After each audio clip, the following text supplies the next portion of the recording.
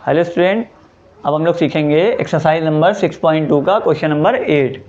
इसमें दिया गया है प्रमेय 6.2 का प्रयोग करते हुए सिद्ध कीजिए कि एक त्रिभुज की किन्हीं दो भुजाओं के मध्य बिंदुओं को मिलाने वाली रेखा तीसरी भुजा के समांतर होती है। देखिए, सबसे पहले हम लोगों ने एक त्रिभुज बनाया। त्रिभुज का नाम लिखा हम लोगों ने अपने पास से ए बी और ये सी।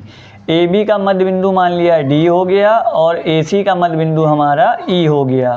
तो इन दोनों बिंदुओं को मिलाने वाली रेखा सिद्ध कीजिए एक त्रिभुज की किन्हीं दो भुजाओं के मध्य बिंदु को मिलाने वाली रेखा। ए बी का मध्य बिंदु डी हो गया, ए सी का मध्य बिंदु ई हो गया। इन दोनों को मिलाने वाली रेखा यानी कि डी, ये तीसरी भुजा के समांतर होती है। तीसरी भुजा मतलब बी सी के समांतर होती है। तो सबसे पहले यहाँ पर हम लोग लिखेंगे, दिया है क्वेश्चन के हिसाब से हमारा दिया गया है त्रिभुज ए बी सी में डी तथा ई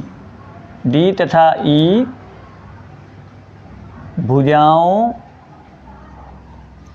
ए बी तथा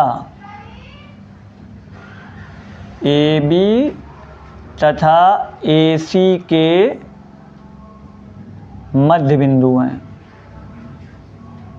डी तथा ई ए बी तथा ए सी के मध्य बिंदु हैं। ये तो हमारा दिया है क्वेश्चन के हिसाब से, जो हम लोगों ने चित्र बनाया वो हो गया। उसके बाद हम लोग लिखते हैं सिद्ध करना है। सिद्ध करना है में क्या चीज़ हमको सिद्ध करनी है?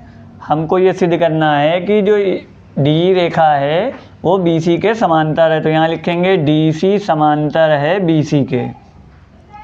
अब इसको सिद्ध करने के लिए जब हम लोग यहाँ पर उत्पत्ति या हल लिखेंगे, तो इसको करने के लिए देखिए, डी जो है वो ए बी का मध्य बिंदु है। डी ए बी का मध्य बिंदु है। तो जब डी जो है ए बी का मध्य बिंदु होगा तो इसका मतलब ए डी बराबर होगा बी डी के। ए डी बराबर होगा बी डी के। तो जब यहाँ पर लिखेंगे तो ये हो जाएगा A D upon B D बराबर में हो जाएगा 1। ये हो गया समीकरण नंबर 1। इसी तरीके दूसरा वाला हम लोग करेंगे तो यहाँ पर लिखेंगे ई जो है वो ए सी का मध्य बिंदु है। ई हमारा ए सी का मध्य बिंदु है।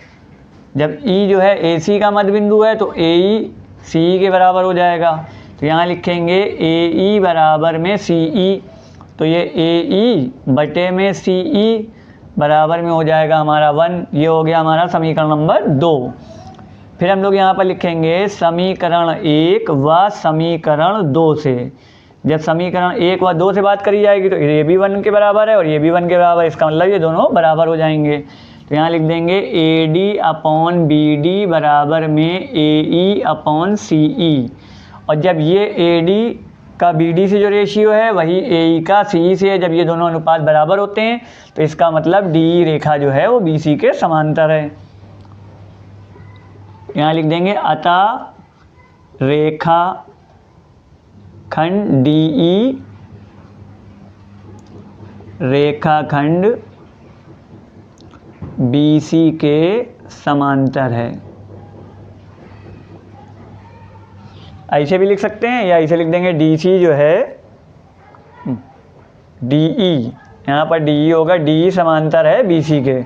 रेखाखंड डी ई रेखाखंड बी सी के समांतर है। चाहे इस तरीके से लिख सकते हैं या इस तरीके से भी लिख सकते हैं कि डी ई बी सी के समांतर है। ये हमारा क्वेश्चन नंबर 8 हो जाएगा इस तरीके से।